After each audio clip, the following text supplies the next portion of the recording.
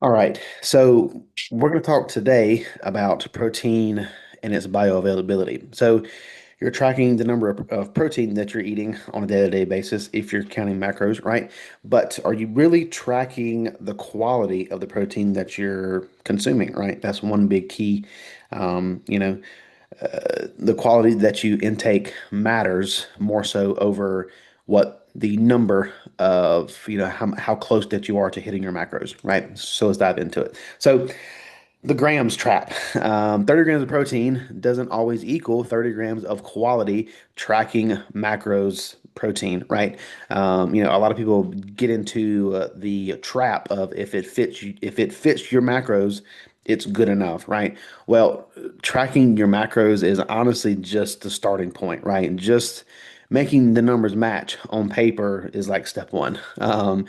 Steps two, three, and so on and so forth is about a refinement and making sure that the quality is where it needs to be as well too. So, if you intake something and your body can't use it, then you can't build with it and use it for recovery, building, fat loss, things of that nature, right? Calories should not all be treated as equal. For example, right, there'll be people that make the argument that, well, you could intake all of your protein across the day from whey protein, and you could intake all the other, if you had two individuals, right? They all, one person did all their protein intake from a whey protein shake, and the other one did all theirs from, whole food, chicken, beef, things like that. Um, on paper, you would think, okay, same result, right? To a degree, could be very, similar results, but from a nutrient profile standpoint and, the wholesome food aspect, to me, that quality just is not the same. It's going to be whole foods over the synthetic supplement, processed food any day of the week, right? Um, so if we look at it, your body needs the non-essential amino acid building blocks to, you know, help create and burn muscle or help create muscle tissue, right? So if we look at like what a complete protein is, right, it has all the essential amino acids present. That's going to be your animal proteins, right? Chicken, beef, salmon, steak, all that good stuff, right? But if we look at what is an incomplete protein, they are missing some, right? Like the plant protein, collagen, things like that. Um, if you take a collagen supplement, you'll see that there's a decent amount of protein in that collagen supplement, but you should not be counting that towards your macros, right? Um, Without the full set of these, amino acids, your muscle protein synthesis is gonna stall out. It's kind of the same aspect as if you're, building a house. And you need to have the bricks, the wood, the PVC for the plumbing, drywall, electrical wire, all that good stuff, right? If you're just missing one of those, um, things are gonna stall out, right? Until you get those missing pieces. So you need to have all nine of those essential amino acid building blocks essentially in place for that muscle protein synthesis to occur, and you build muscle on the other end. So, a great example that people typically like to use is steak versus bread versus collagen. So, 30 grams of protein, it's not a universal unit. It does not, that does not equate to the same thing as, 30 grams of protein coming from steak and 30 grams of protein coming from bread and 30 grams of protein coming from collagen all equal the same thing. And we all know that that is not the case. So getting 30 grams of protein from those three different sources will yield very different results. So if we look at the steak, for instance, right, that's going to be your gold standard. That's the full profile that has all of your essential amino acids with it, and it's got a very high absorption rate as well too. Now, if we look at bread, surely it's got an incomplete profile, right? And it's also low on leucine as well too.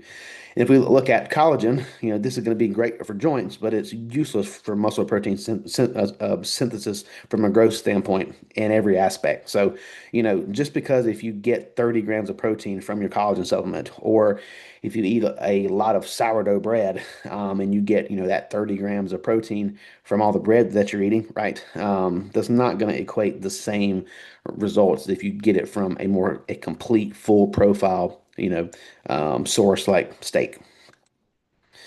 And so you have to break this down into the aspects of it's all about the bioavailability, right? It's really not about what you eat, it's about what you can absorb, right? For instance, if you're in a bulking phase and you're physically putting 5,000 calories into your mouth and it's going into your stomach, but you only are able to properly digest half of it, right? Again, it's not about what you eat, it's what your body can actually absorb. So if we look at animal proteins, they have about at least a 90% absorption rate, where if we look at plant proteins, it's a lot lower, 60 to 80%. These have a ton of fiber in them, a ton of anti-nutrients in those as well too. More or less, it's just going to drive the voluminous, the actual volume of the plant protein up to where it seems like you're getting a lot, I guess is the best way to put that. Like if you notice, if you take a plant-based whey protein powder, it takes like two big, humongous scoops to get 25 grams of protein. Like, and that stuff is expensive as it is. So you're going through a tub in like 2 weeks. So that's definitely something to keep in mind as well too. Now, if you look at the DIAAS score, this is the true measure of the actual protein value of that certain food that you're eating, and this is something that you can actually look up as well too. So the classic example, we've all seen it. People drinking raw eggs, raw egg whites, right? They try to be hardcore. They try to skip cooking them, just drink it, right? Well, the truth of the matter is, raw eggs, only about 50 to 60% of that protein is actually absorbed. Your body just can't break down that protein in the current state that it's at. So you're only getting 50 to 60% of what you think that you are. Now, if you go the cooked route, it's 90 to 91%. Of that protein is going to be absorbed, so that's 30 to 40% more. So, for example, if you drink 30 grams of protein from raw egg whites, you're only getting 15 to 18 grams of actual usable protein, where you could either just cook it, right, and eat it, take the time to eat it and get, that 90 to 91%, of that actual protein. Or if it was me and I had to have the choice of drinking raw egg whites or drinking a whey protein shake, I'm going to drink the whey protein shake every single time just because that bioavailability from the whey protein is going to be a lot higher than if you were to drink that 30 grams of raw egg whites, right? Um, and so the main thing that you have to look at here is leucine, right? Leucine is the on switch. So leucine is the trigger for muscle growth. And you want to get, 2 to 4.5 grams of leucine with each meal to activate, that muscle protein synthesis. So essentially what this means is, with each and every meal that you have, if your, end goal is to, add on some muscle, which that should be your goal, if you want to burn body fat, well, you need muscle to help, burn body fat. It does help out quite a bit. So like with each and every meal, you need 2 to 4.5 ish roughly grams of leucine with each individual meal. So with each meal, if you're going through the day and you have a meal to where it's nothing but a heavy carb load, and I don't know, almond butter or something like it's a rice cake and almond butter, well, you're not going to get that 2 to 4 grams, or that 2 to 4.5 grams of leucine with that meal to keep that muscle protein synthesis rolling across the day, right? So if we look at, what does have it, whey and beef are going to be packed with leucines, so that's good to use. Obviously, collagen and like grains like oats, oatmeal does have a decent, no, not not even a decent amount of protein, but I think for a 40-gram serving of like a dry oat, you're going to get 3 to 5 grams of protein. So, again, that's going to be not enough. That's deficient. And if we don't have leucine, there's just no signal to start that muscle protein synthesis and going. And if it's already continuing, it's not enough to carry that on, right?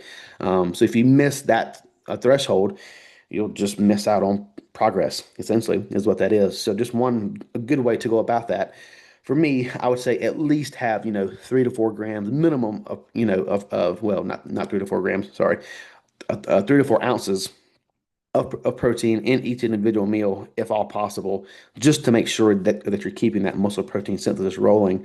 And a lot of you will notice, like if I have a snack meal planned into your meal plan, it's not just a rice cake and some honey or a banana. It's, the base thing is going to have some sort of protein in it, whether that's, a protein bar, a whey protein shake, something that's going to have a decent amount of protein in it, to hopefully continue that muscle protein synthesis, even with that quote unquote snack meal.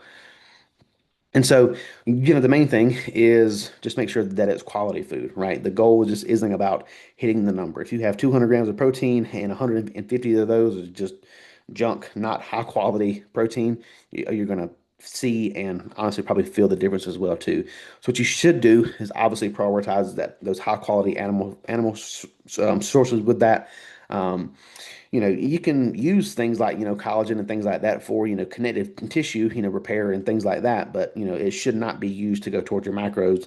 Increase that total intake if you are, relying on plant-based protein as well too. You should obviously focus on quality to maximize that recovery as well too.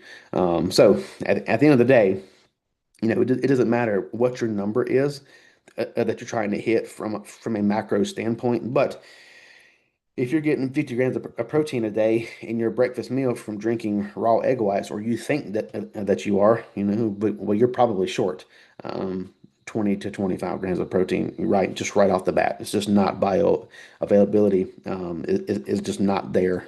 So, just one thing to consider, kind of as you're going through this, just to make sure that the food that you are eating, your body is able to digest at the end of the day. So. Anybody have any questions with that? Anybody here drink raw egg whites? Anybody want to own up to it right here, live on camera? Anybody? Public shaming if you do. I totally do. I'm just kidding. But I do have a question. So there's like some proteins on the market, like protein powders that instead of whey, because I know some people have trouble with whey and like casein and stuff like that. I've seen like bone broth hmm uh, protein powders. Would you say it'd be more beneficial to drink the actual bone broth, or are those powders you think still gonna be okay? Are you talking about like the bone broth, like little packets that you can mix, like in the water itself, and to make your own bone broth, or are you talking about like whey, like protein that's made from bone broth extract? Is that what you're talking about? Yeah, protein that's made from bone broth. Like there's like chocolate and vanilla ones I've seen on the shelves. Actually, years ago, I bought one when I was doing keto. Don't shame me. This was years and years ago, but there was like low carb ones. They were bone broth, Um, protein I would. powders, and I would say that's probably, if I'm understanding what you're saying correctly, I would say that that's probably two different. I wouldn't just rely on the bone broth liquid to get your protein, but because I think the ones that I drink in the morning for a cup of it, it maybe have 8 grams of protein in it, which is fine, but to get um, 24 grams of protein with that, I would be drinking three-fourths of the carton essentially. So I'd be going through bone broth like it's going out of style, and that stuff's not cheap, right? yeah, So to be honest with you, I've never even tried the bone broth whey protein powders, or not whey protein, but the bone broth and protein stuff. I've never tried that. I've honestly never even seen it. So, but I would suspect that would be better than you trying to get a lot of protein from a liquid bone broth, which I mean, a bone broth is good for you, but you would be spending a ton of money in liquid bone broth at that point. So, cool. anybody else have anything?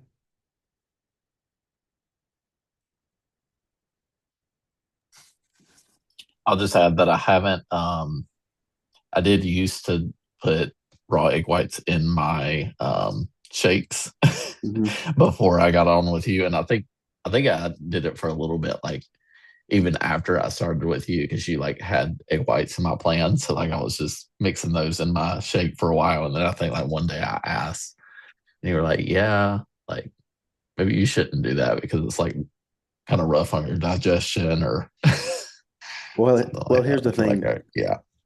Well, here's the thing. People watch the movie Pumping Iron with Arnold, and he Hmm. drinks the raw egg whites or the raw eggs, and they're like, "Oh, well, Arnold did it. I'm going to do it too." When in reality, like, you're not that genetically gifted in the first Yeah. place. And number two, it still doesn't change the fact that drinking raw eggs or raw egg whites um, is a good thing to do. It's just not, Yeah. they don't have that bioavailability to make it worth it. So, maybe that's all they had back in the day. I think Yeah. they did have, whey protein way back then, but it was probably Yeah. tasted like chalk. So maybe he wanted to drink egg whites. I don't know. But yeah, I used to drink them. I mean, I can't lie to you. Several years ago, I used to drink them too. But then it kind of got expensive. A carton of egg whites was like $3 or $4. I was drinking like one a day. So I was like, this is just getting too much. I got to find something cheaper. So I ended up, obviously using protein powder, and it's obviously better for you as far as from Yeah. that standpoint. So, but anybody else have anything?